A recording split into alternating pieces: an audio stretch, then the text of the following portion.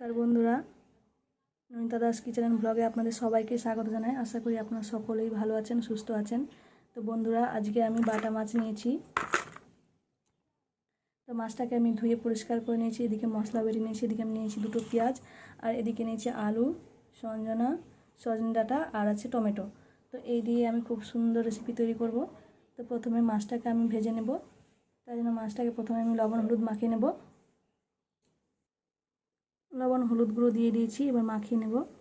মাছটাকে আমি মেখে নিয়েছি। এদিকে আমি মশলাটাও বেটে নিয়েছি, শুকনো লঙ্কা বাটা, আদা বাটা, জিরে বাটা আছে।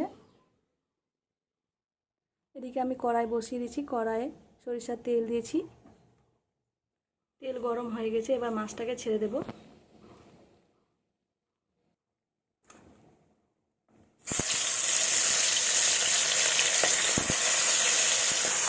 আমি সম্পূর্ণ মাছ ছেড়ে দিয়েছি। মাছগুলোকে লাল লাল করে ভেজে নেব। মাছগুলোকে এবার উল্টে দেব।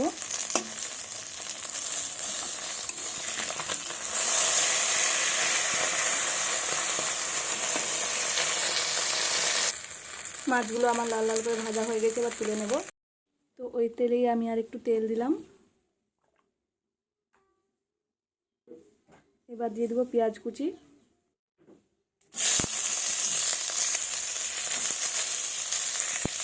আমি এখানে পেঁয়াজের পরিমাণটা বেশি দিয়েছি, দুটো পেঁয়াজ দিয়েছি মাঝারি সাইজের। এবার দিয়ে দেবো 5 ফোড়ন।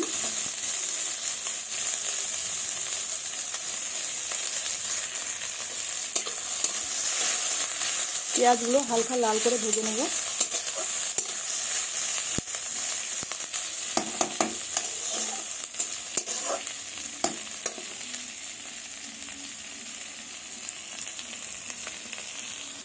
পেঁয়াজগুলো হালকা লাল করে ভাজা হয়ে গেছে।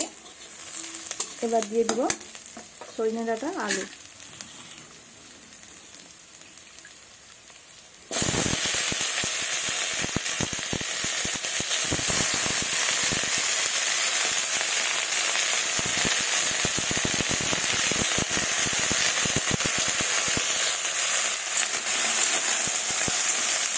ভালোভাবে নাড়াচাড়া করে নিচ্ছি।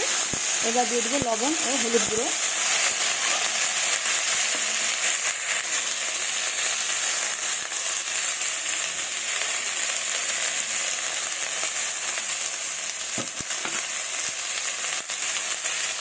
পরিমাণ মতো লবণ ও হলুদ গুঁড়ো দিয়ে দিলাম।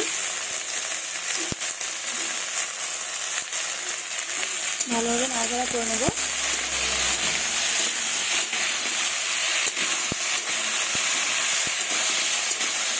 এবার একটু দেবো জল। এবার দিয়ে দেবো জল অল্প।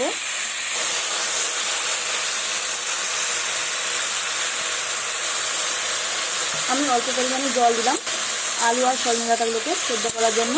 এবার ঢেকে রাখবো 3-4 মিনিটের মতো। মিডিলে 2-1 বার নাড়াচাড়া করে দেবো। আমি ঢাকা দিয়েছি, তুলে নেব। এই দেখুন বন্ধুরা, আলুগুলো কিন্তু আমার প্রায় সেদ্ধ হয়ে গেছে অনেকটাই। এবার দিয়ে দেবো টমেটো কুচি।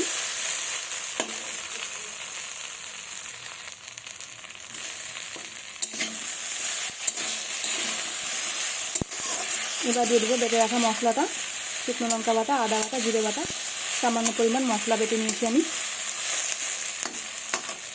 এই গরমে বেশি মশলা দেবো না, হালকা মশলাপাতি দিয়েই আমি রান্নাটি করব।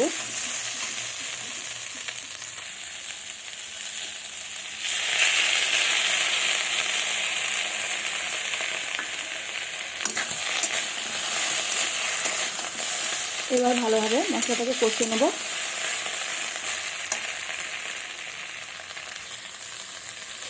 আমি অল্প একটু সরিষার তেল দেবো। ব্যাস, এবার আমি ভালোভাবে কষিয়ে নেব।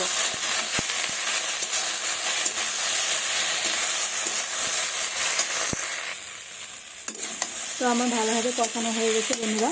দেখুন কত সুন্দর হয়েছে কষানোটা একদম। এবার দিয়ে দেবো জল।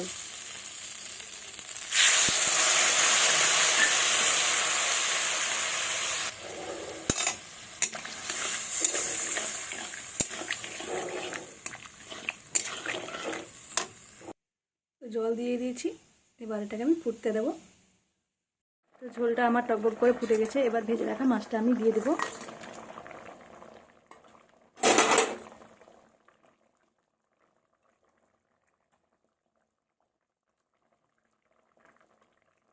দিয়ে দিলাম, এবার কিছুক্ষণ এভাবেই হতে দেবো।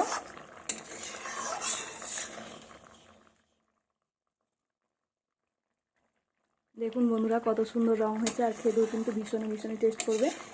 একদম সহজভাবে রান্না করলাম, আর এই গরমে একদম এই রেসিপিটি পারফেক্ট। তো দেখতেই পাচ্ছেন বন্ধুরা কত সুন্দর হয়েছে, খেতেও কিন্তু ভীষণই ভীষণই টেস্ট হবে। তো আমার রেডি হয়ে গেছে সজনে ডাঁটা আলু টমেটো দিয়ে বাটা মাছের ঝোল। তো বন্ধুরা ভিডিওটি ভালো লাগলে আমার চ্যানেলটিকে সাবস্ক্রাইব করে রাখবেন, লাইক কমেন্ট শেয়ার করবেন এরকম নতুন নতুন ভিডিও দেখার জন্য। তো আজকের ভিডিওটি এখানে শেষ হচ্ছে বন্ধুরা, দেখা হবে পরবর্তী ভিডিওতে। ধন্যবাদ সবাইকে, আজকের মতো চলি, টাটা।